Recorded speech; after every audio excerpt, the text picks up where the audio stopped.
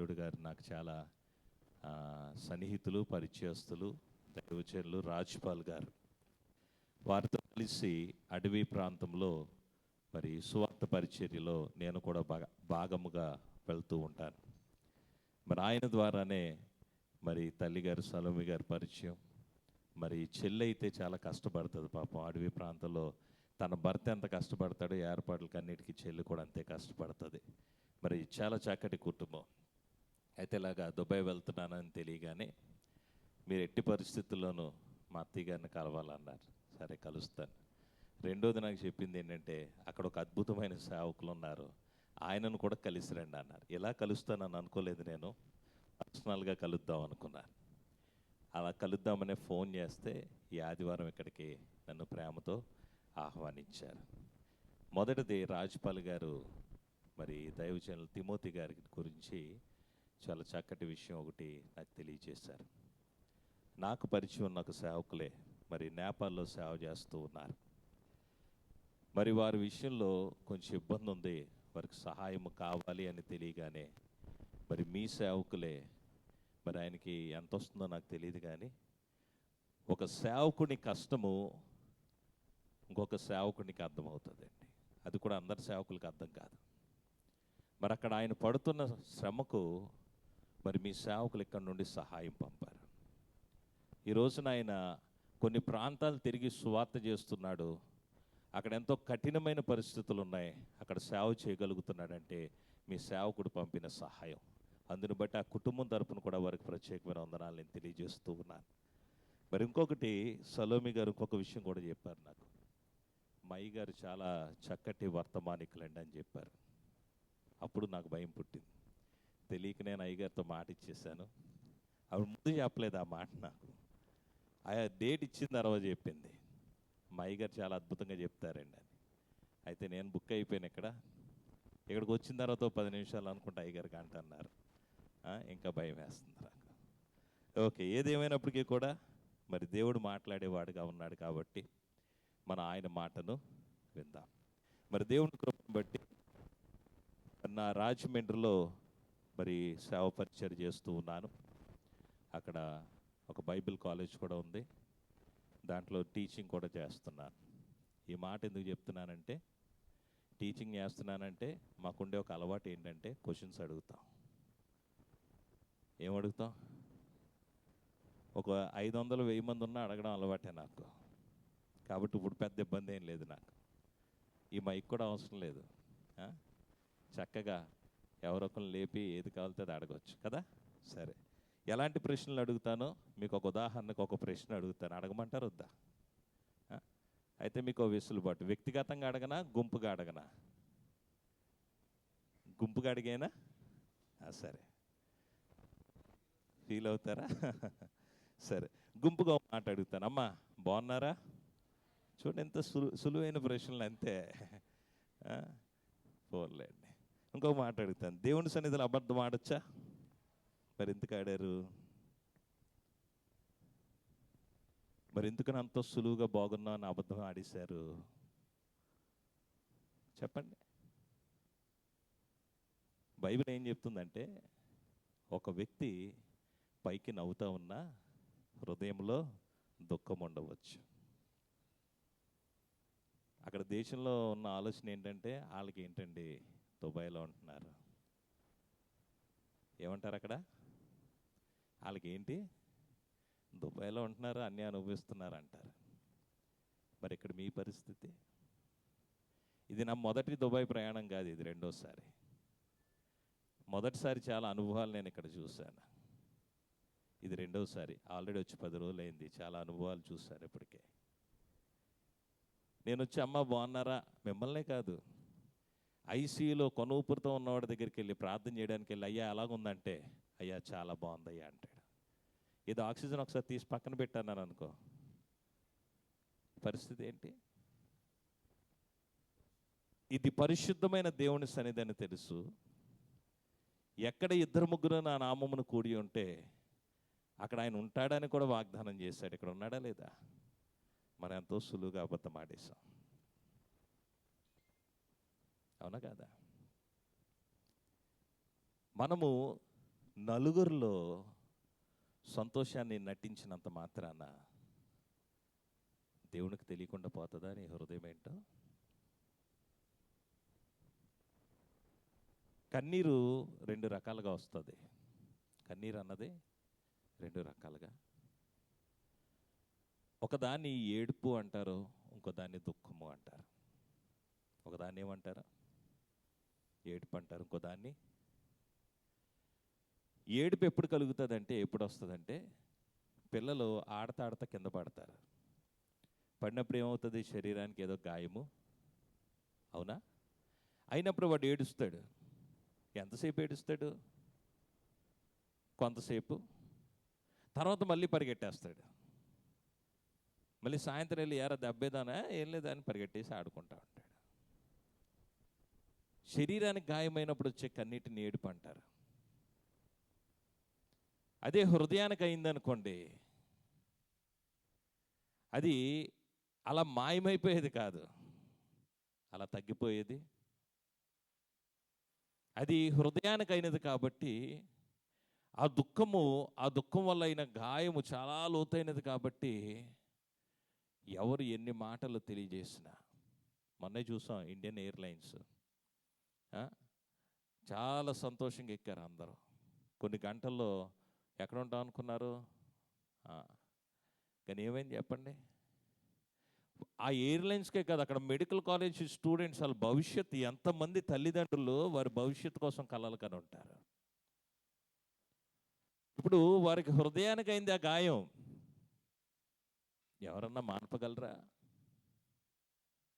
ఎవరైనా? మన దేవుడు తప్ప ఇంకెవరు సహాయము? నేను యూట్యూబ్లో పాట పాడానంటే నేను రాయలేదని అర్థం. నేను దుఃఖంలో ఉన్నప్పుడు నన్ను ఆదరించిన పాట అది. పాడాలనిపించింది, పాడి పెట్టాను యూట్యూబ్లో.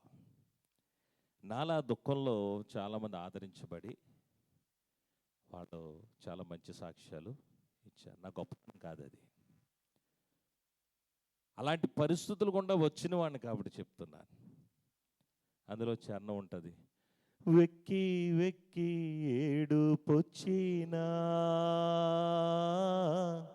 వెక్కిరింతల పాలైనను, వెక్కి వెక్కి ఏడుపొచ్చినా వెక్కిరింతల పాలైనను, నా కన్నీరు తుడచువాడా, నేనున్నానని అన్నవాడా, నా కన్నీరు తుడచువాడా, నేనున్నానని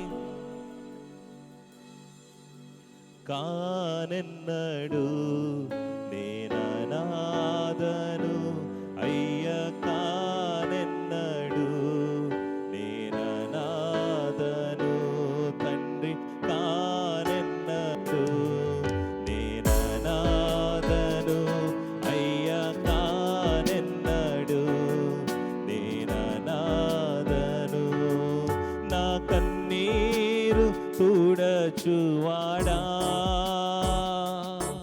నేనున్నానని వాడా, నా కన్నీరు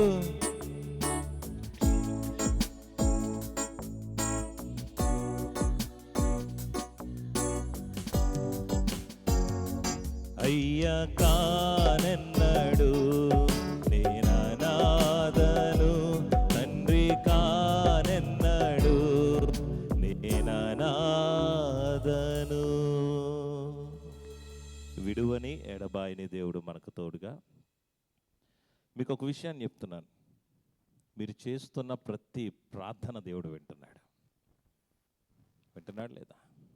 వింటున్నాడా? మరి జవాబు ఇవ్వక మాంతాడా? ఇస్తాడా? ఓకే. ఈ రోజున వింటున్నాడు అన్న విశ్వాసం మనలో ఉంది కాబట్టి, అసలు దేవుడు వింటున్నాడో లేదో అన్న సత్యాన్ని మనం తెలుసుకోవాలి. అపవాది అయిన సాతాను ఇలా దుఃఖములోను వేదనలో ఉన్న వారితోటి వాడు అబద్ధం ఆడుతూ, మనం ఇందాక అబద్ధం ఆడని చూసారా, అమ్మ బాగున్నారా అనగానే వెంటనే బాగున్నామని. అలాగే వాడు అబద్ధాలకు జనకుడు కాబట్టి అబద్ధాలు మోసము చేస్తూ నిన్ను దేవుని యొక్క ప్రత్యక్షతకు దూరం చేస్తూ ఉన్నాడు. కాబట్టి ఈ దినమున అసలు నువ్వు ప్రార్థన చేస్తున్నావు కదా, నీ ప్రార్థన దేవుని వద్దకు చేరిందా లేదా? ఒకవేళ చేరతే ఎందుకు ఆలస్యం అవుతుంది? అసలు ముందు చేరుతున్నదో లేదో చూద్దాం. ఏమ్మా, నేను 2015 ప్రాంతంలో ఒక కారు కొనుక్కున్నాను, సెకండ్ హ్యాండ్ కారు పరిచయకి. ఇప్పుడంటే దేవుని కృపను బట్టి కొత్త 2 మార్చాను అనుకుంటే దేవుని కృప. అప్పుడు నాకున్న అనుభవం ఏంటంటే, చాలా మంచి కారు అండి అని నాకు ఒకరు అమ్మాడు. అది తీసుకున్నాక నాకు అప్పుడుగా అనుభవం లేదు. అది తీసుకున్నాక ఒక 50-100 కిలోమీటర్లు వెళ్ళగానే ఆగిపోయేది. మాకేమో ఎక్కడికెక్కడికో ప్రయాణాలు, ఎక్కడన్నా గొయ్యిలో పడితే ఆగిపోయేది. ఎందుకంటే అది డీజిల్ కారు, దానికి నాజిల్ పైప్స్ అని ఉంటాయి, 4 పైపులు ఉంటాయి. ఆ నాజిల్ పైప్స్ ఏదోటి ఇరిగిపోయేది.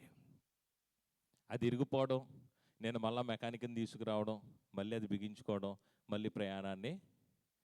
ఇలా కాదని చెప్పి నేనేం చేశానంటే, సెకండ్ హ్యాండ్ మళ్ళీ కార్లు స్పేర్ పార్ట్స్ అమ్ముతారు, వాళ్ళ దగ్గరికి వెళ్ళి ఆ నాజిల్ పైపులు ఇన్ని కొనుక్కున్నాను. ఎందుకంటే కొత్త కొన్న బోల్ డబ్బులు అయిపోతున్నాయి. ఇన్ని కొనుక్కొని డిక్కీలో పెట్టుకొని, దానికి కావాల్సిన రెంచులు కూడా నాకు అలవాటు అయిపోయింది. అక్కడే ఉండేవాడిని కదా, నా ముందే రిపేర్ చేసేవాడు, నాకు అలవాటు అయిపోయింది. ఏం చేశాను, ఇక ఎక్కడన్నా పడి ఇరుగుతూ ఉంటే నేనే బిగించుకోవడం, ఎందుకంటే డబ్బులు పెట్టాలిగా, నేనే బిగించుకోవడం. ఇలా జరుగుతున్న ఒక పాస్టర్ గారు వచ్చి, ఇలా కాదు నాకు తెలిసిన మెకానిక్ ఉన్నాడు తీసుకెళ్తానంటే, అడంతా చూసి ఇలా కాదని చెప్పి, దీనికి పరిష్కారం నాకు దగ్గర ఉందన్నాడు. ఏంటా పరిష్కారం అన్నాను. వెంటనే అక్కడికి వెళ్ళి అక్కడి నుంచి తీసుకురండి అని అన్నాడు. వెళ్ళాను, వెళ్ళి ఆడు చెప్పింది తీసుకున్నాక ఎంత అయ్యా అంటే 70 రూపాయలు అండి అన్నాడు. ఆ 70 రూపాయలు వస్తువు తీసుకొచ్చి ఆడి చేతిలో పెడితే, అది వేసిన తర్వాత మరి ఎన్నడూ కూడా ఇబ్బంది నాకు. ఆడు వేసింది ఏం లేదు, రబ్బర్ బుష్లు వేసాడు. కొన్ని నెలల పాటు శ్రమను అనుభవించాను, ఎంతో ఖర్చు పెట్టేశాను. అన్ని సమస్యలకి పరిష్కారం పెద్దవి కాదండి, చాలా చిన్నగా ఉంటాయి. దాన్ని కనుమరుగు చేస్తున్నాడు అపవాది. వాడు ఏమంటున్నాడు తెలుసా, దేవుడు నీ ప్రార్థన వింటున్నాడు అని నీకు ఒక అబద్ధం చెప్తా. అసలు మన ప్రార్థనలు చేస్తున్న ప్రార్థనలు దేవుడు వింటాడా అంటే, మొదటి పేతురు పత్రిక, పేతురు రాసిన మొదటి పత్రిక 3వ అధ్యాయము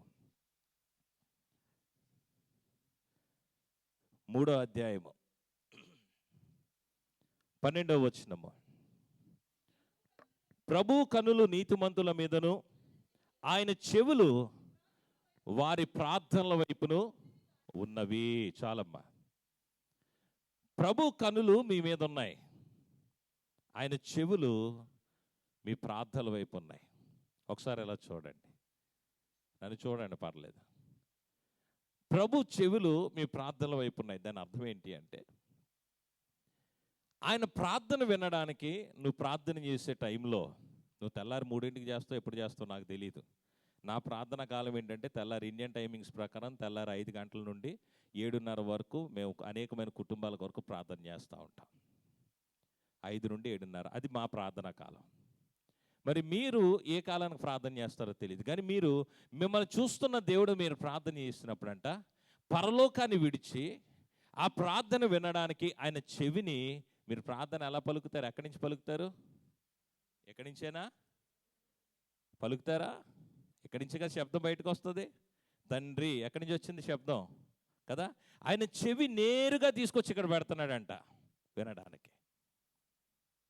ఎందుకంటే మనకు చాలామంది ఎలా ప్రార్థిస్తారు అంటారు, ఏం వినబడదు మనకి, పక్కనోడికి కూడా కదా. అది వినడానికి దేవుడు తన చెవిని తీసుకొచ్చి ఎక్కడ పెట్టాడు, అక్కడ పెట్టినా సరే నీ ప్రార్థన వినబడ్డంలే. ఆయన అక్కడ పెట్టడానికి కారణం ఏంటంటే, 10వ వచనంలో ఉంటుంది, జీవమును ప్రేమించి ఎలాంటి దినములంట, మంచి దినములు నీకు అనుగ్రహించాలి అని చెప్పి దేవుడు నీ ప్రార్థన వినడానికి వస్తే, అడ్డుగా ఏముందో తెలుసా, అక్కడే రాయబడి ఉంది ఎందుకు నీ ప్రార్థన వినబడ్డం లేదో. చెడ్డదాని పలుకకుండా తన నాలుకను, కపటపు మాటలు చెప్పకుండా పెదవులను ఆ, ఇందాక మీకు చెప్పాను ఒక జరిగిన కథ. నేను కొన్ని వేలు ఖర్చు పెట్టినా దొరకని పరిష్కారం 70 రూపాయలతో నాకు పరిష్కారం వచ్చేసింది. ఈ రోజున నువ్వు చేసే ప్రతి ప్రార్థన దేవుని దగ్గరికి వెళ్ళాలి అంటే చాలా చిన్న పరిష్కారం ఏంటో తెలుసా? మార్చుకుంటారా ఏమా? చిన్నదే. ఏమంటున్నాడు? 2 అంగుళాలు ఉన్న నీ నాలుకను మార్చుకోమంటున్నాడు దేవుడు. ఎన్ని అంగుళాలు ఉంటుంది అది? 2 అంగుళాలు. ఆడవాళ్ళకి కొంచెం పెద్దది ఉంటుంది, నేనేం చేయలేను అది. మరి మగవాళ్ళకి అయితే 2 అంగుళాలు, ఆడవాళ్ళకి కొంచెం పెద్దది. అది గనక నువ్వు శుభ్రం చేసుకుంటే, అది గనక నువ్వు శుభ్రం చేసుకుంటే ఖచ్చితంగా దేవునికి ఏం వినబడుతుందో తెలుసా? నీ ప్రార్థన. ఎప్పుడైతే నీ ప్రార్థన వినబడిందో తక్షణమే దేవుడు సహాయాన్ని. ఈ రోజున ఒకసారి ఆలోచించేయండి, ఇంటికి వెళ్ళక కూర్చుని ఆలోచించేయండి. నిత్యము స్తుతించాల్సిన నీ పెదవులు, నిత్యము స్తోత్రాలతో నింపబడాల్సిన నీ నోరు ఎలాగున్నది? ఈ నాలుక అన్నది లేకుండా శబ్దం రాదు. నాలుక సహాయం లేకుండా శబ్దము. ఈ నాలుక అన్నది ఎలాగున్నదో ఒకసారి ఆలోచన చేద్దాం. బైబిల్లో నాలుకల గురించి కొన్ని విషయాలు దేవుడు స్పష్టంగా తెలియజేశాడు. అందులో కొన్ని నాలుకలు ఏంటో నేను వివరిస్తాను.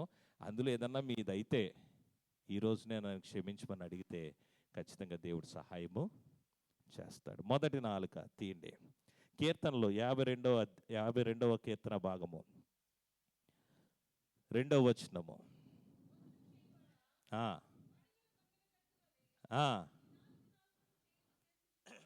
అమ్మా ఎలాంటి నాలుకమ్మా? వాడిగల మంగళ కత్తి.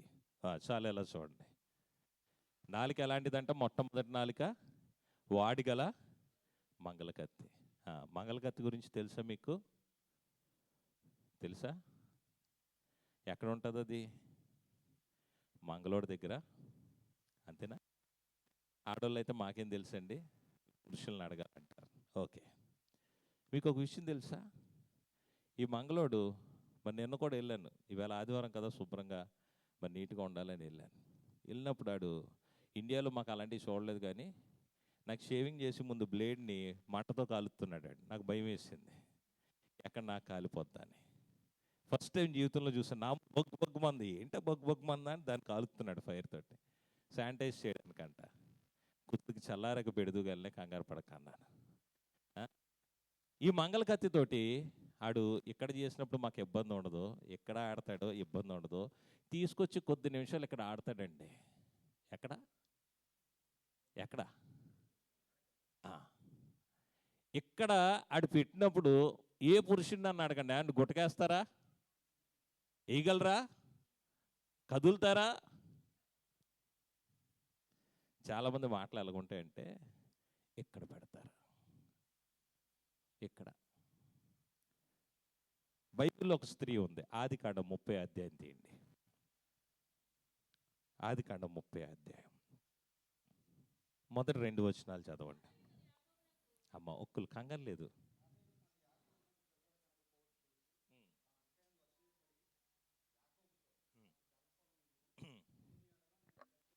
చూడండి, ఈ మాట ఎక్కడ పెట్టింది? ఇక్కడ పెట్టింది తీసుకొచ్చి. చాలా ఇంట్లో పరిస్థితులు ఇదే. ఎదుటివాడిని చూసి అసూయపడి, అది నాకు తెస్తావా లేదా, అది నాకు ఇస్తావా లేదా. ఎక్కడ పెడతారు? ఇక్కడ ఉన్నంతసేపు బాగానే ఉంటుందమ్మా, ఇక్కడ తీసుకొచ్చేసరికి ఎలాగుంటుంది? గుట్టక కూడా వెయ్యని. ఒకసారి ఆలోచించేయండి, అలాంటి మాటలు అవసరమా మనకి?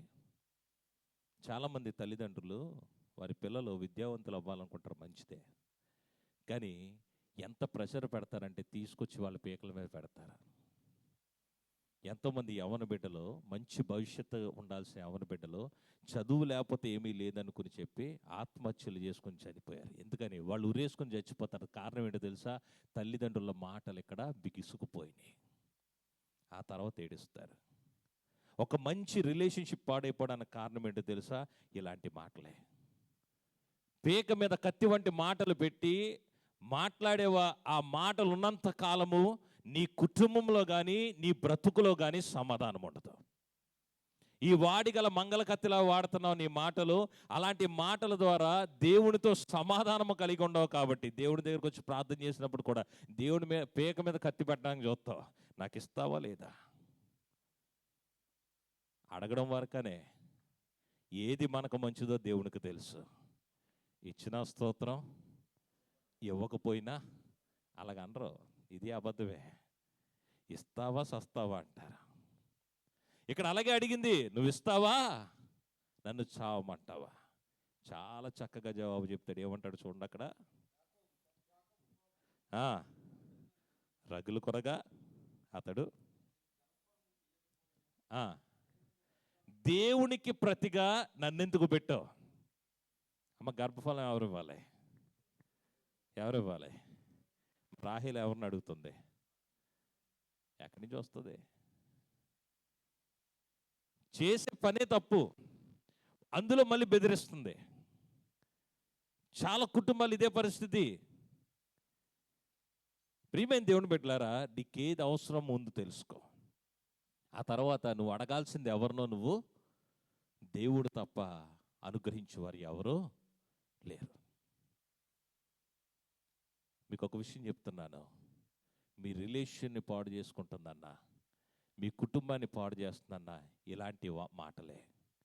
కాబట్టి ఇక నుండైనా భార్య భర్తతో కానీ, భర్త భార్యతో కానీ, తల్లిదండ్రులు బిడ్డలతో కానీ, బిడ్డలు తల్లిదండ్రులతో కానీ, ముఖ్యంగా సంఘము సేవకునితో కానీ, ఎందుకంటే మీ సేవకుని ఎప్పుడు దుఃఖపరచకండి, అది మీకు మంచిది కాదు.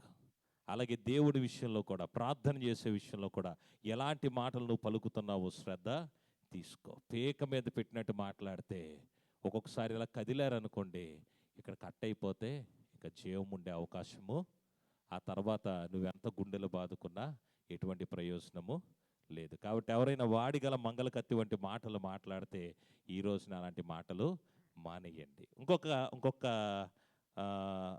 కత్తిని చూద్దాం, లేకపోతే నాలుకని చూద్దాం. 57వ కీర్తన 4వ వచనం.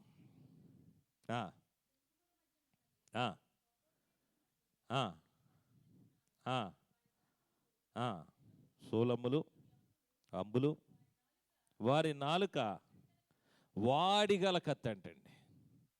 నాలుకను గురించి ఇంకొక మాట ఇక్కడ చెప్తున్నాడు. ఎలాంటిది? ఇందాక మంగళ కత్తి అన్నాడు, ఇప్పుడే ఎలాంటిదంట? వాడిగల కత్తి ఎవరి దగ్గర ఉంటుంది? ఇందాక మంగళవాళ్ళ దగ్గర అన్నారు, ఇప్పుడు ఎవరి దగ్గర ఉంటుంది? సైనికుడి దగ్గర ఉంటుంది. సైనికుడి పని ఏంటి? నరుక్కొని పోవడమే. ఆడు శత్రువా ఎవడో ఏంటి అన్నది కొన్ని సందర్భాల్లో ఆ యొక్క ఇది కూడా ఉండదు. ఆడు ప్రాణాన్ని కాపాడుకోవడానికి ఎదుటివాడి ప్రాణాన్ని, అది కూడా ఎలా పొడుస్తాడు, ఏ టేబుల్ నుంచి పొడుస్తాడు ఎవరికే తెలియదు కదా. కొన్ని మాటలు కొంతమంది మాట్లాడగా ఇలాగుంటుందంట. వారు శత్రువు అని భావించే వారి విషయంలో ఇలా మాట్లాడతారంట. వాళ్ళని ఎప్పుడు హతము చేద్దామని చూసి వారిని ఏదో ఒక మాటతో వారిని ఏం చేస్తారు? వారి ప్రాణాన్ని తీస్తారు. అలాంటి నాలుకలు ఎవరైనా ఉంటే మరి అది కూడా దయచేసి ఏం చేయాలి? మానుకోవడం. అలాంటి మాటలు మానుకోవడం చాలా అవసరం. ఇంకొక నాలుకను చూద్దాం. ఇర్మియా గ్రంథం 9వ అధ్యాయం 8వ వచనం. ఈ రెండోది వివరించలేదు. ఎందుకు వివరించలేదంటే అవసరం లేదు కాబట్టి. ఇర్మియా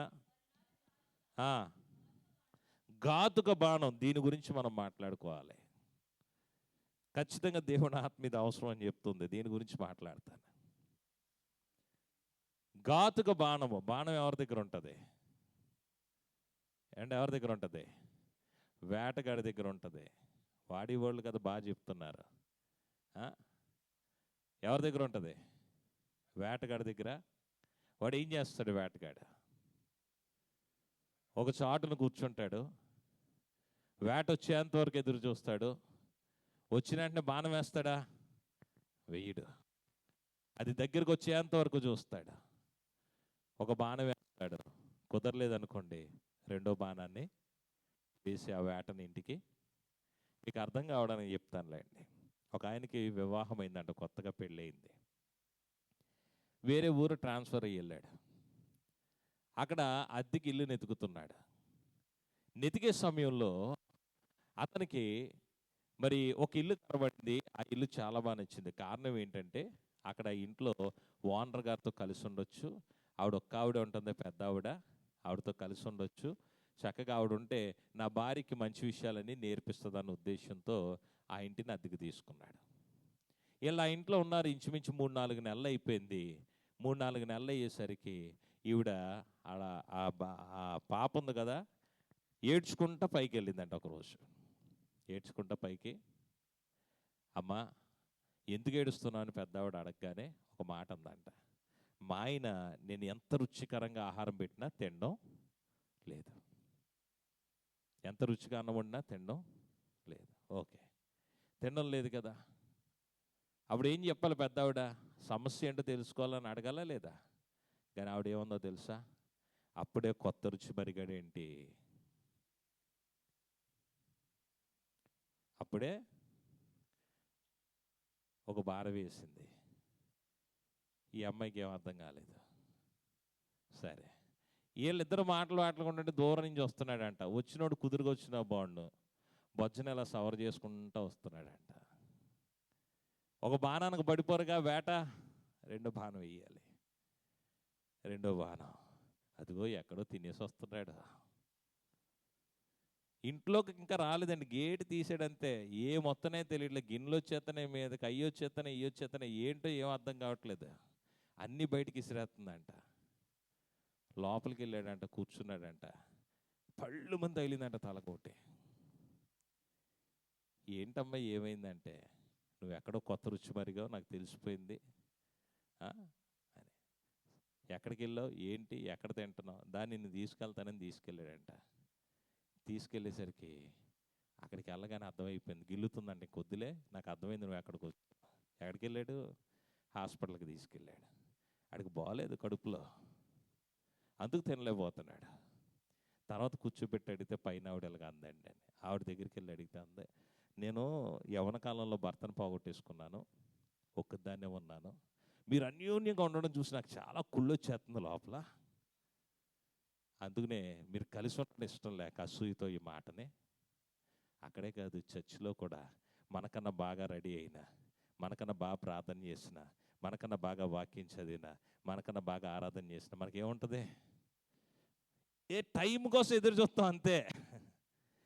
టైం వచ్చినప్పుడు కాస్త ఒక బాణం, కుదరలేదనుకో ఇంకోటి, కుదరకపోతే ఇంకోటి. అలాంటి నాలుకలతో ప్రార్థన చేస్తే దేవుడు వింటాడా? వింటాడు చెప్పండి, వింటాడా?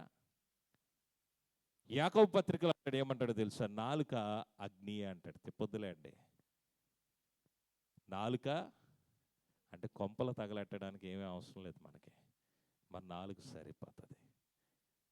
అక్కడ ఇంకొక మాట అంటాడు, పాపపు ప్రపంచం అంటాడు. నాలుక ఎలాంటిదంటండి? పాపపు ప్రపంచం. ఒక్కసారి ఆలోచించండి, మీరు ఎలాంటి మాటలు మాట్లాడుతున్నారు? ఇక్కడ కాదు, చర్చ్కి వచ్చినప్పుడు అందరం పరిశుద్ధులమే కదా. మనకున్న ఒక అపోహ ఏంటంటే, తెల్లటి బట్టలు వేసుకున్న వాళ్ళందరూ పరిశుద్ధులు. అదే నేను బ్లాక్ షర్ట్ వేసుకుంటుంటే, మరి వాక్యం ఇద్దరు లేదో నాకు తెలియదు, కానీ కొన్ని చర్చెస్లో అయితే బ్లాక్ షర్ట్ వేసుకుంటే అలా ఉండదు. నల్లటి బట్టలు వేసుకుంటే అలా పాపులు, అది ఒక స్టాంప్ అనమాట. పరిశుద్ధత అన్నది వేసుకున్న వస్త్రంలో లేదని క్రైస్తవ సమాజం తెలుసుకున్న రోజున నిజమైన పరిశుద్ధత ఏంటో కనుగొనడానికి అవకాశము ఉంది. నలుగురులు అందరూ పరిశుద్ధులుగానే నటిస్తామండి. 4 గోడల మధ్యన ఎలాంటి తలంపులు ఉన్నాయి నీకు? ఒంటరిగా ఉన్నప్పుడు ఎలాంటి ఆలోచనలు ఆలోచిస్తున్నావు? అందుకని దేవుడు అన్నాడు, నీ హృదయము దేనితో నింపబడిందో అదే బయటికి, ఇప్పుడు కాకపోయినా ఎప్పుడన్నా బయటకు వస్తుంది. ఈ పాపపు ప్రపంచంలో ఉన్న మనము ఎలాంటి తలంపులతో ఉన్నా, ఎలాంటి ఆలోచనలతో ఉన్నా, ఎలాంటి మాటలు మనము మాట్లాడుతూ ఉన్నాం. చర్చకు వచ్చినప్పుడు అందరూ స్తుతులు స్తోత్రాలు అంటారు, మరి ఒంటరిగా ఉన్నప్పుడు ఎందుకు రావట్లేదు ఆ స్తుతులు స్తోత్రాలు? ఫోన్లో సంభాషణ చేస్తారు, నీ ఇంటికి చేసుకుంటా మాట్లాడుతూ ఉంటావు, అప్పుడు ఎందుకు రావట్లేదు ఆ స్తుతులు స్తోత్రాలు? ఒక మాట మిమ్మల్ని అడుగుతున్నాను. నాకు తెలిసి మీరు అందరూ చాలామంది చాలా సంవత్సరాలుగా క్రైస్తవ సమాజంలోనే ఉన్నారు కదా, ఉన్నారు. మరి ఎంతమంది ఇప్పుడు నేను నిలబెట్టా గనక, అమ్మ దేవుని గురించి మాట్లాడు. ఎవరి గురించి? నిన్ను రక్షించిన నీ దేవుని గురించి మాట్లాడు అని నేను అన్నాను అనుకోండి, ఎంతమంది మాట్లాడతారు? ఎంతసేపు మాట్లాడతారు? దేవుని గురించి ఎంతసేపు మాట్లాడగలవు? ఓ 10 నిమిషాలు మాట్లాడతావా? ఎవరు జవాబు ఇవ్వట్లేదు. ఏంటో నాకు అర్థం కాదు. నా మాటలు అర్థం అవుతున్నాయమ్మా? అర్థం కావట్లేదా? అర్థం అవుతున్నాయా? ఓకే. దేవుని గురించి ఓ 10 నిమిషాలు మాట్లాడతారా? ఆకుండా దేవుని గురించే మాట్లాడాలి. కండిషన్ అది. ఒక అరగంట మాట్లాడతారా? నేను ముందే అన్నాను క్వశ్చన్ అడుగుతానని. పెద్ద ఏవో అడగట్లేదు, వ్యక్తిగతంగా అసలు అడగట్లేదు. వ్యక్తిగతంగా అడుగుతాను. ఎప్పుడు అడుగుతానంటే ఎవరన్నా నిద్రపోతే అడుగుతాను, అప్పుడు దాకా అడగను. ఒక అరగంట మాట్లాడతారా? అదే ఏ పురుషుని అన్న నీ భార్య గురించి మాట్లాడమన్నాం అనుకోండి, మేము ఆయన నిలబడి ఏమంటాడు తెలుసా? మా ఆవిడ చాలా మంచిదండి కూర్చుంటాడు అంతే. ఇంకా అంతకన్నా ధైర్యం లేదు మాట్లాడడానికి. పెళ్ళైన వాళ్ళు ఇక్కడ ఉన్నారు, మరి నవ్వుకుంటున్నారు, నాకు తెలియదు నిజాలు ఏంటో వాస్తవాలు ఏంటో. అండ్ అంతే కదా, పురుషులు మీ భార్య గురించి మాట్లాడమంటే ఏమంటారు? నా భార్య చాలా ఓకే. అదే స్త్రీని భర్త గురించి మాట్లాడమన్నాం అనుకో, ఆవిడ కూడా చక్కగా మా ఆయన చాలా మంచోడండి, నాకు వంట పనిలో సహాయం చేస్తాడు, బట్టలు ఉతకడంలో సహాయం చేస్తాడు, అదండి ఇదండి అని ముందు బాగానే చెప్తుంది. ఒక 2-3 నిమిషాలు అయ్యాక ఆయన కాస్త ఆడైపోతుంది. 4-5 నిమిషాలు అయిన తర్వాత ఆడు కాస్త ఏదో అయిపోతుంది. బైబిల్లో స్పష్టంగా రాయబడి ఉంది, పరిశుద్ధ స్త్రీలు తమ యజమానుని భర్తని యజమానుడు అని పిలుచుట చేత తమను తాము అలంకరించుకున్నారంట. అంటే పిలిచే పిలుపులో, పలికే పిలుపులో కూడా గౌరవం ఉండాలని దేవుడు చెప్తున్నాడు యజమానుడి విషయంలో. అదే ఒక తల్లికి మైకిచ్చి, అమ్మ నీ కొడుకు గురించి మాట్లాడమన్నాను అనుకో, రోజులు కాదు సంవత్సరాలు మాట్లాడుతుంది. అలాగే తండ్రికి నీ కూతురు గురించి మాట్లాడమన్నావు అనుకో, సంవత్సరాలు మాట్లాడుతుంది. మరి దేవుని గురించి మాట్లాడమంటే ఎందుకు మాట్లాడలేకపోతాం? హృదయంలో నింపుకోలేదు కాబట్టి దేవుని గురించి మాట్లాడే అంత ధన్యత ఉన్నప్పటికీ నువ్వు మాట్లాడలేకపోతున్నావు. ఈ రోజున క్రైస్తవ సమాజంలో లోటుగొన్న విషయం ఏంటో తెలుసా? దేవుని బిడ్డలు దేవుని గురించి కాక అన్ని విషయాలు మాట్లాడుతున్నారు. అదే భయంకరమైన విషయం. నువ్వు దేవుని బిడ్డవై ఉండి ఎంతమందికి దేవుని గురించి నువ్వు పంచుకున్నావు? రేపొద్దున ఇందాక పరలోకం వెళ్ళిపోదాం అనుకున్నారు అందరూ కూడా. ఎంతమంది వెళ్తారు పరలోకం? మీలో వెళ్తారా పరలోకం? వెళ్తారు లేదా? అమ్మ నా మాటలు అర్థం కావట్లేదు ఏంటి? పరలోకం వెళ్తారా? పోనీ వెళ్ళాలని ఆశ ఎంతమందికి ఉందో చేతులు ఎత్తండి. ఇప్పుడు ఎత్తారు, దేవునికి స్తోత్రం. ఆశ కలిగి ఉన్నారు, మంచిదే. సరే, ఇప్పుడు పరలోకం మనం వెళ్ళాలి అంటే, పరలోకం మనం వెళ్ళాలంటే ఎవరు ఫిక్స్ చేయాలి? దేవుడేనా? కానీ మనమే ఫిక్స్ చేసేసుకుంటాం. నాకు పరలోకంలో స్థానం ఉంది, మనమే ఫిక్స్ చేసుకుంటాం. పోనీ పరలోకం ఎందుకు వెళ్దాం అనుకుంటున్నాం? అదన్నా చెప్పు. పోనీ నాకు తెలిస్తేనే కదండి. అసలు దేవుని బిడ్డలో ఎక్కువగా ఆలోచన చేయాల్సిందే పరలోకం గురించి. అసలు వారి హృదయం నింపబడాల్సిందే పరలోకం గురించి. వారు మాట్లాడాల్సిందే పరలోకం గురించి. పరలోకం వెళ్దాం అనుకుంటున్నాం, ఏమేమి ఉంటాయి అక్కడ పరలోకంలో? అమ్మా ఏముంటాయి? మీ అయ్యగారు మటుకు ఖచ్చితంగా ఉంటారు, ఈ సేవకులు మట్టుకుంటారు ఖచ్చితంగా. ఇంకా చాలామంది సేవకులు ఉంటారు. ఏముంటాయి అక్కడ చెప్పండి? పరలోకం వెళ్ళగానే ఏం చూస్తావు? అమ్మా పర్లేదు చెప్పండి అమ్మా. నేను మీ బిడ్డలాంటి వాడిని అనుకోండి, చెప్పండి. పరలోకంలో ఏం చూస్తారు అండి? దేవుడిని చూస్తారు. ఓకే, ఇంకేం చూస్తారు? దేవుడిని చూడడానికి పరలోకం అనుకోకండి, మన వాళ్ళు ఇంకా చాలా చూడడానికి ఆశ కలిగి ఉన్నారు. ఇంకేం చూస్తారు? అమ్మా దేవదూతలను చూస్తారంట. ఇంకేం చూస్తారా? పరలోకం గురించి ఏం తెలీదా? చెప్పండి. ఎవరు చెప్పారు? ఏముంటుందండి? ఇక్కడ ఇంత ఉంది, అక్కడ కూడా వెళ్ళి అదే చూస్తారేంటి? మాకంటే అక్కడ కరువు, మాకు కనబడదు. ఇక్కడ వీధిలో నడుచుకుంటే వెళ్తే అంతా బంగారం బట్టలు కూడా కనబడుతున్నాయి, అక్కడ కూడా అదే అంటున్నారా? ఇంకేముంటుంది అండి? అదే అంటున్నాను, ఇక్కడ అదే బంగారం బోల్డ్ ఉంది, మీకు ఇంకా అక్కడ కూడా ఎందుకు? పరలోకంలోనంట ఏడుపు కానీ, దుఃఖము కానీ, వేదన కానీ, చింత కానీ, రోగం కానీ లేదంట. ఈ మాట చెప్పగానే ఒక ఆయన లేచి అన్నాడు. ఏమన్నాడు తెలుసా? అంటే మా ఆవిడ అక్కడికి రాదండి.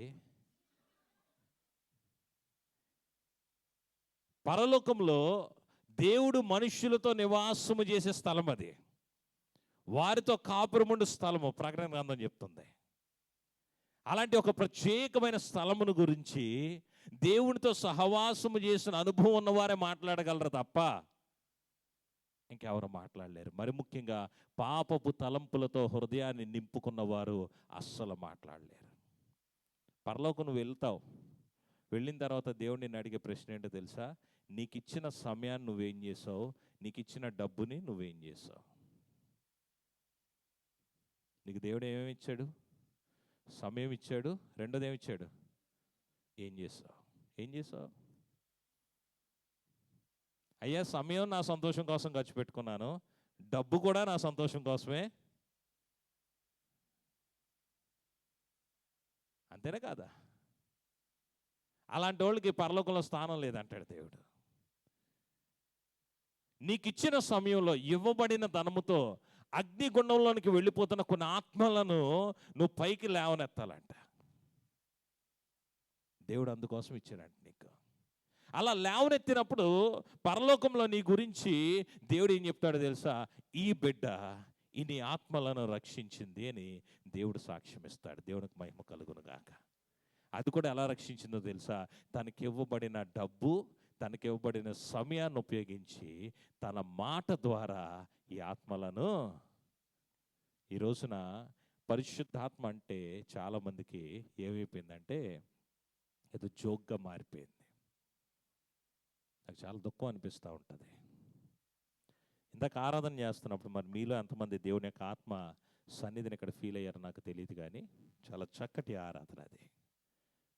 వినబడిన ఒకటే మాట దేవుని కృప. వినబడిన ఒకటే మాట ఏంటంటే కృప కలిగిన దేవుడు కాబట్టి ఈ రోజున మనం వెళ్ళంగా ఉన్నాం. కానీ నిజంగా దేవుని కృప లేకపోతే మన పరిస్థితి ఏంటమ్మా?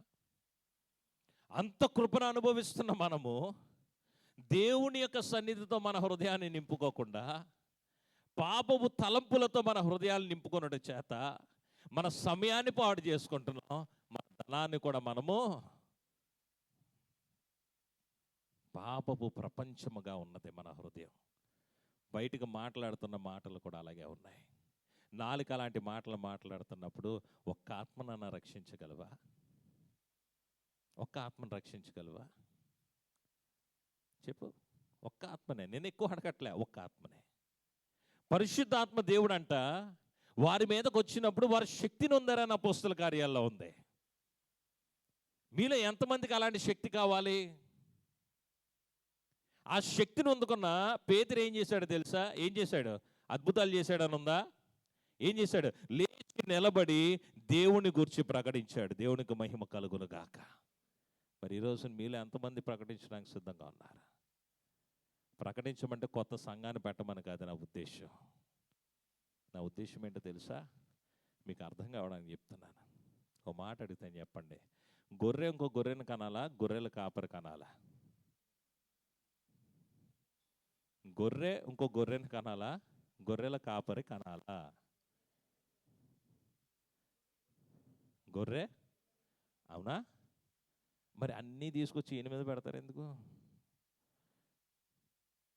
సంఘం డెవలప్ అవ్వాలంటే ఈయన చేయాల్సింది ఈయన చేస్తున్నారు. ఈయన పని ఏంటో తెలుసా? కాపరిగా మిమ్మల్ని సంరక్షణగా చూసుకోవడం, మీకు కావాల్సిన ఆహారాన్ని మీకు ఇవ్వడం, మీ కొరకు కన్నీరు కార్చడం. ఆయన పని ఆయన చేస్తున్నారు. ఇప్పుడు సంఘ అభివృద్ధిలోనికి రావాలంటే నీ పని నువ్వు చేయాలొద్దా? నువ్వు చేయాల్సిన పని ఏంటి? ఇంకొక గొర్రెను నువ్వు, ఇంకొక గొర్రెను నువ్వు, అవునా? ఏది మన ఇంట్లోనే సాక్ష్యం లేకపోతే? ముందు ఇంటి గొడవ చూసుకుందాం, తర్వాత బయట గొడవ. వారి శక్తిని పొందినప్పుడు ముందు యెరూషలేములోను అని ఉంటుంది. అంటే అర్థం ఏంటో తెలుసా? సొంత గృహములో. ఒక్కసారి ఇంటికి వెళ్ళాక ఆలోచన చేయండి, మీ సొంత వారు మీ గురించి ఎలాంటి ఆలోచనలో ఉన్నారు? కనీసం మీ సొంత వారైనా ఈయన ఖచ్చితంగా పరలోకం వెళ్తాడని నమ్మారా? మీ సొంత వారి గురించి అడుగుతున్నా. అంటే నువ్వు కట్టుకున్న వారు కావచ్చు, నువ్వు కన్నవారు కావచ్చు, నిన్ను కన్నవారు కావచ్చు, నీ తోడబుట్టిన వారు కావచ్చు. నువ్వు కాదు చెప్పుకోవడం, వాళ్ళు ఒక్కరన్నా ధైర్యంగా నిలబడి చెప్పారా, ఎవరున్నా లేకపోయినా ఈయన మటుకు ఈమె మటుకు పరలోకంలో ఉంటుందని? అసలు ఇంట్లో ఉందా సాక్ష్యం? పరిశుద్ధాత్మ మీదకి వచ్చినప్పుడు వారి శక్తి, ఎలాంటి శక్తిని అందుకుంటారు అంటే, వారి ఇంటిలో సాక్ష్యం ఉంటుందంట వారి గురించి. చాలామంది బయటికి వెళ్ళిపోయి ఏదో చేసేద్దాం అనుకుంటున్నారు. బయటికి తర్వాత వెళ్తారు, కానీ ముందు నీ సొంత ఇంట్లో ఉన్న వారి గురించి ప్రార్థన మొదలుపెట్టు. వాళ్ళు రక్షించాలంటే దేని ద్వారా రక్షించగలవో తెలుసా? నువ్వు మాట్లాడే మాట ద్వారా. ఇంట్లోనే అసలైన మాటలన్నీ మాట్లాడతారు కదా, అవునా కదా? అక్కడే తెలిసిపోయింది మన రక్షణ ఎంత ఉందో, అక్కడే తెలిసిపోయింది మన ప్రార్థన దేవుడు ఎంత అంటున్నాడో. ఇక్కడ ఇంత శ్రమ పడతారు, కష్టపడతారు, కొన్ని సంవత్సరాలు కష్టపడి ఇంటికి 2 నెలల్లో 1 నెల వెళ్తారు. వెళ్ళిన తర్వాత వాళ్ళతో సంభాషించే మాటలు ఏం మాట్లాడుతూ ఉంటారు? వాళ్ళతోటి వ్యర్థమైన మాటలన్నీ మాట్లాడతారు. వెళ్ళిన మీరు సంతోషంగా వాళ్ళని ఆశీర్వదిస్తారా? ఆశీర్వాదకరమైన మాటలు మాట్లాడతారా? దేవుని గురించి ఒకసారి ఆలోచన చేసుకోండి మీరే. ఇంట్లోనే నా మాటకి విలువ లేనప్పుడు పరలోకంలో దేవుని చెవిన నీ ప్రార్థన పడతాదా? ఒకప్పుడు గృహ దర్శనాలను ఉండేవి. మేము వెళ్ళేవాళ్ళం ప్రార్థన చేయడానికి. వెళ్ళేసరికి అన్నీ ఏర్పాటు చేసి పెట్టి, ఇప్పుడు గృహ దర్శనాలకు వెళ్ళాలంటే ఏమంటున్నారు తెలుసా? అయ్యగారు మీరు ఈ టైంకి రాకూడదండి అని మాకు చెప్తున్నారు. ఏ టైంకి?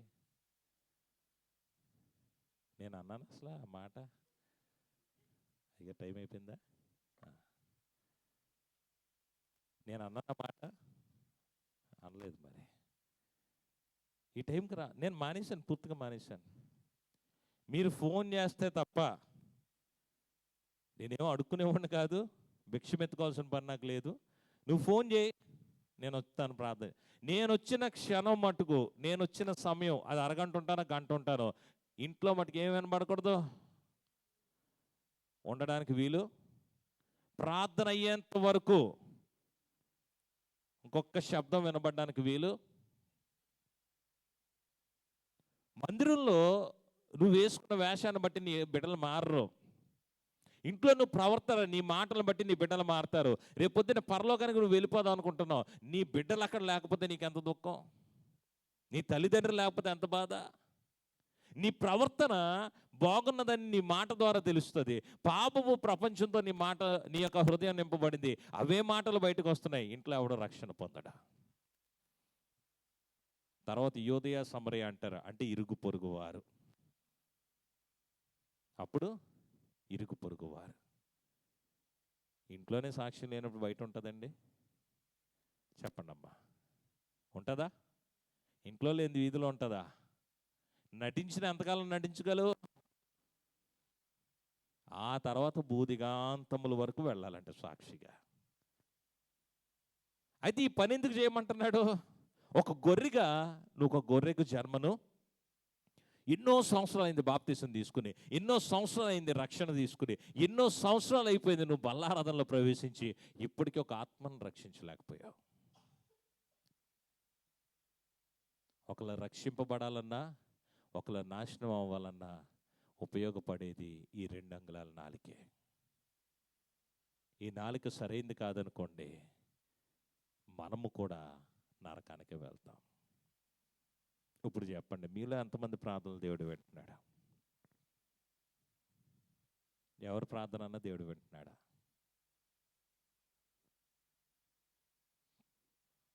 చెప్పండి అమ్మా. వింటున్నాడా? వినాలంటే ఏం చేయాలి? ఇప్పుడు వినాలంటే ఏం చేయాలి అమ్మా? ఏం శుభ్రం చేసుకోవాలంట? చేసుకుంటారా? చేసుకుంటారా చేసుకోరా? లేదు, మేము ఇదే మాట్లాడుతూ ఉంటాండి, మాకు ఇదే సరదా అండి అంటారు. ఒకడు దున్నపోతులో పడుకున్నాడంట. తల్లి ప్రేమ తల్లిదే. 10 గంటలకి ఇంకా కడుపు ఆకలి తట్టుకోలేక ఆవిడకి ఆకలి వేసి నా కొడుకు ఇంకా ఆకలేస్తుందేమని దుప్పటి ముసుకేసుకుంటే, ఒరే కొంచెం తినరా బాబు, తిని పడుకో అని చెప్పి ఆహారం పట్టుకెళ్ళి పెట్టిందంట. ఈడు దుప్పటి ముసుగు తీసి ఏం చేస్తున్నాడు? పక్కన పాస్టర్ గారు చూశారు, ఆయనే నాకు చెప్పారు ఈ విషయం. పాస్టర్ గారు చూసి అన్నాడంట, ఒరే ఏదో లేట్గా లేచో ఫోన్లే, కనీసం నూరన్న శుభ్రం చేసుకుని తినరా అన్నాడంట. దానికి అడిచ్చిన జవాబు ఏంటో తెలుసా? ఏమన్నాడు తెలుసా? పులి ఎక్కడైనా పళ్ళు దొంగకుంటుందండి. మన మీద మనకు అంత కాన్ఫిడెన్స్, మరి మన మీద మనకంత, మనం మాట్లాడేవన్నీ సరైనవి అనుకుంటున్నాం. మనం మాట్లాడేవన్నీ, ఇది దేవుని మాట. ఇది ఎవరి మాట? ఇది మనం పలకాల్సిన మాట. త్రాసు ఉంటుంది తెలుసు కదా మీకు. ఓ పక్కన బరువు ఉంటుంది, ఇంకో పక్కన ఏముంటాయి? ఏదో వంకాయలు ఏ ఉంటాయి. ఇక్కడ ఎలాగేస్తారో తెలియదు కానీ మనోళ్ళు 1/2 కేజీకి ఓ 4 వంకాయలు అందులోనే ఎక్కువ వేస్తారు. వెళ్తే బొట్టలో 2 వంకాయలు వేసుకుంటారు. అది అక్కడ. మరి ఇక్కడ అలా చెల్లుతుంది లేదు నాకు తెలియదు. సరే, ఇప్పుడు ఇదే బరువు, మన మాటలకి బరువు ఇదే, తూకం ఇదే. ఇంకో పక్కన నీ మాటలు దీంతో సమానంగా ఉండాలి మాట. ఎప్పుడైతే దీనితో సమానంగా ఉందో, ఇంకెవరితోటి పోల్చుకోకండి. నేను తిమోతి గారిలా మాట్లాడుతున్నాను, తిమోతి అయ్య గారిలా అలా పోల్చుకోకండి, ఎవరితోటి పోల్చుకోకండి. మీరు పోల్చుకోవాలనుకుంటే వాక్యంతో పోల్చుకోండి. ఆర్ఆర్కే మూర్తి గారు ఇందులో తప్పులు ఎదుగుదాం అనుకున్నాడు. చదివాడు. ఎంతగా చదివాడంటే ఒక్క తప్పన్న దొరుకుతుందేమో నెతిగాడు. ఒక్క తప్పన్న దొరికిందా? ఎవరిలో తప్పులు దొరికాయి? ఇది పెట్టండి ఒక చోట, మీ మాటలు పక్కన పెట్టుకోండి, అప్పుడు చెప్పండి. అప్పటికి దీనితో సరి సమానమైన మాటలు అనుకోండి, దేవునికి స్తోత్రం. కాదనుకోండి, ప్రభుని వేడుకోండి. దావీదు అతను పాపం చేసినప్పుడు కొంతకాలం వరకు అతను బాగానే ఉన్నాడు. కొంతకాలం వరకు అతను బాగానే, ఏమీ లేదన్నట్టుగానే ఉన్నాడు. కానీ ఎప్పుడైతే ప్రవక్త వచ్చి ఒక మాట చెప్పాడు, ఒరే బాబు నువ్వు తప్పు చేసావు దేవుని ఎదుట అనగానే దావీదు ఏం చేశాడు చెప్పండి? ఏం చేశాడు? ఎలా ఉపవాసం ఉన్నాడు? గోనె పట్ట వేసుకుని బూడిద చల్లుకుని. ఒకసారి మీరు ట్రై చేయండి. మనం కంఫర్టబుల్ క్లోత్స్ వేసుకుంటున్నాం కాబట్టి, చక్కటి వస్త్రాలు వేసుకుంటున్నాం కాబట్టి మనకు తెలియట్లేదు ఆ భారం ఏమీ కూడా. ఒక్కసారి గోనె పట్ట మీద వేసుకుని, ఈ గోనె పట్ట రాపిడికి మన శరీరంలో మనకు తెలియకుండా చిన్న చిన్న గాయాలు అవుతాయి. అప్పుడు మనం బూడిద మీద చల్లుకున్నప్పుడు ఎలాగుంటుంది తెలుసా? ఎలా ఉంటుంది చెప్పండి? ఆ బాధలో అతను ప్రార్థన చేశాడంట. మనకు ఉపవాసం అనగానే కంఫర్టబుల్ క్లోత్స్ వేసుకొచ్చి కావాల్సిన టైమింగ్ సెట్ చేసుకుని ఉపవాసం చేస్తున్నాం. ఆ ప్రార్థనలు కూడా దేవుడు విండు. పరిస్థితులు మారాలని ప్రార్థన చేయడం మంచిదే. పరిస్థితులు ఎప్పుడు మారతాయో తెలుసా? ప్రార్థించే నువ్వు మారినప్పుడే పరిస్థితులు మారతాయి. ప్రార్థన చేస్తే నీలో మార్పు లేనంతసేపు పరిస్థితుల్లో మార్పులు లేవు. ఎప్పుడైతే నీలో మార్పు కలిగిందో పరిస్థితులు ఆటోమేటిక్గా మారిపోతాయి. ఇప్పుడు వరకు కనబడుతున్న ఈ కష్టాలు, బాధలు, శ్రమలన్నీ కూడా మారిపోతాయి. ఎప్పుడు తెలుసా? నువ్వు మారాలనే దేవుడు కొన్ని కార్యాలు చేయకుండా ఆపుతూ ఉన్నాడు. నీలో మార్పును కోరుకుంటున్నా. అందులో ప్రాథమికమైన మార్పు ఎందులో కలగాలో తెలుసా? నీ నాలుక. ప్రాథమికమైన మార్పు ఎందులో కలగాలి? నీ నాలుక మారాలి. ఎందుకని చెప్పండి? దేవుని స్తుతించాలన్నా, దేవుని ఆరాధించాలన్నా, దేవునికి ప్రార్థన చేయాలన్నా, వాక్యాన్ని చదవాలన్నా ఉపయోగపడేది ఏంటి? అలాంటి పరిశుద్ధంగా ఉండాల్సిన నాలుక ఈ రోజున అపవిత్రతతో, భయంకరమైన పాపంతో, ఎదుటివాడిని గాయపరచాలన్న ఉద్దేశంతో, హృదయం నింపబడిన పాపంతో మనం మాట్లాడుతున్న మాటలు దేవునికి తెలీదా? తెలుసా తెలీదా? అలాంటి మాటలు మరి దేవుడు అంగీకరిస్తాడు అలాంటి వారి ప్రార్థనలో? కాబట్టి ఇప్పుడు కన్నా ఈరోజైనా నువ్వు చేయాల్సిన పని ఏంటో తెలుసా? అయ్యా, ఇంతవరకు నా వల్ల జరిగింది, నచ్చినట్టు మాట్లాడాను, ఇక నుండైనా కంట్రోల్గా, పరిశుద్ధంగా నేను మాట్లాడాలి. నీకు చివరికి ఒక మాట చెప్తున్నాను, నీ మాట మారకపోతే పరిస్థితి ఏది మారదు. వంకర బుద్ధితో చాలామంది మాట్లాడుతున్నారు, వ్యంగ్యంగా మాట్లాడుతూ, ఇక చాలా ఉన్నాయి, నేను కావాలని చెప్పడం లేదు, దేవుని ఆత్మ నడిపింపు మేరకే మాట్లాడుతున్నాను. మీ మాటలు ఎలాగున్నాయి మీకు తెలుసు, మీకు అర్థమైపోయింది, నాకు తెలుసు ఆ విషయం, దేవునికి కూడా తెలుసు. అలాంటి మాటలతో దేవుణ్ణి సంతోషపరచలేవు.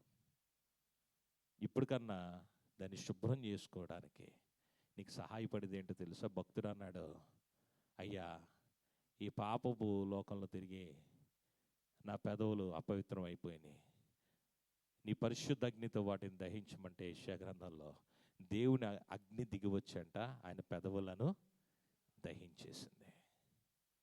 అలాగే ఎప్పుడైతే దేవుని ఆత్మ నీ మీదకు వచ్చి దహిస్తుందో, నీ పెదవుల్ని, నాలుకను ఎప్పుడైతే సరిచేయబడతావో అప్పుడే దేవుని యొక్క దీవెన ఆశీర్వాదాలు నువ్వు పొందుకోగలవు. అట్టి సహాయము దేవుడిని కలుగు చేయను కాక. లేచి నిలబడండి, ఒకసారి కళ్ళు మూసుకోండి, ప్రభువుని అడగండి.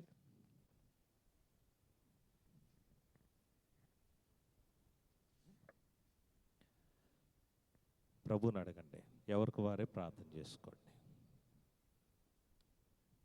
ఎక్కువ సమయం మనకు లేదు, ఉన్న సమయాన్ని సద్వినియోగం చేసుకుంటూ, తండ్రి నన్ను క్షమించు అని ఒక మాట, నన్ను బలపరచమని ఒక మాట, నా పెదవులను, నా నాలుకను మార్చమని, నా మాటలు సరిచేయమని. పెద్దవారు కూడా అన్నారు, నోరు మంచిదైతే ఊరు మంచిదవుతుందని. దేవుని వాక్యం ఇది, ఇది సత్యము. కాదు అనుటకు నీకు నాకు అధికారము లేదు. మన మాటలు చూస్తున్నాడు దేవుడు, మనం మాట్లాడుతున్న సందర్భాలు చూస్తున్నాడు. ఏ ఉద్దేశంతో మాట్లాడుతున్నామో దేవునికి తెలుసు. ఇప్పటికైనా పరిస్థితులు మారాలని ప్రార్థన చేస్తున్నా. నీ మాటను మార్చుకో, నీ నాలుకను మార్చుకో. దేవుని సహాయము ఎంతో దూరంలో లేదు. దేవుని సహాయం తీసుకుందాం. స్తోత్రం, స్తోత్రం, స్తోత్రం, స్తోత్రం, స్తోత్రం. మన హృదయము దేనితో నింపబడిందో అయ్యే మాటలు మనం మాట్లాడుతున్నాం కాబట్టి ప్రభువా, నా హృదయాన్ని శుద్ధపరచమని దేవుణ్ణి అడుగుతాం. స్తోత్రమయ్యా. నీ జ్ఞానమును, నీ సత్యమును నా అంతర్యములో పుట్టించుము. నీ జ్ఞానమును, నీ సత్యమును నా అంతర్యములో పుట్టించుము. ఉత్సాహ సంతోషం నీ రక్షణానందం, ఉత్సాహ సంతోషం నీ రక్షణానందం కలుగ చేయుము నా హృదయములో, కలుగ చేయుము నా హృదయములో. నీ సన్నిధిలో పరిశుద్ధాత్మతో నన్ను నింపుమయా. నీ సన్నిధిలో పరిశుద్ధాత్మతో నన్ను నింపుమయా. శుద్ధ హృదయం కలుగ చేయుము, శుద్ధ హృదయం. నీ వాత్సల్యం, నీ నీ వాత్సల్యం, నీ బాహుల్యం, నీ కృప కనికరం చూపించుము. నీ వాత్సల్యం, అవునయ్యా, చూపించుము. పాపము చేశాను, దోషినయున్నాను, పాపము చేశాను, దోషినయున్నాను, తెలిసియున్నది నా అతిక్రమమే, తెలిసియున్నవి నా పాపములే, తెలిసియున్నది నా, అవునయ్యా, తెలిసియున్నది నా పాపములే. నీ సన్నిధిలో నా పాపములే ఒప్పుకుందునయ్యా. నీ సన్నిధిలో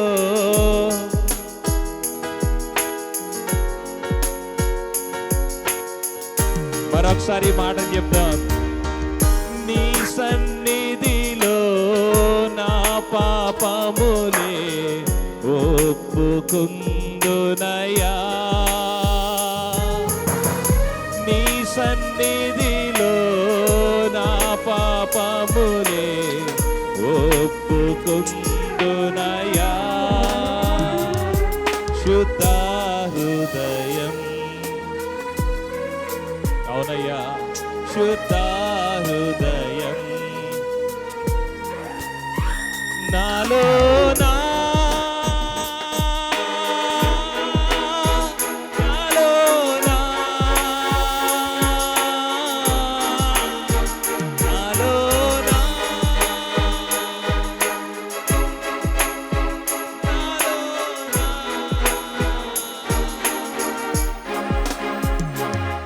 శుద్ధ హృదయం కలుగా చేయుము. నీ జ్ఞానమును, నీ సత్యమును నా అంతర్యములు పుట్టించుము. అందరం కలిసి నీ జ్ఞానమును,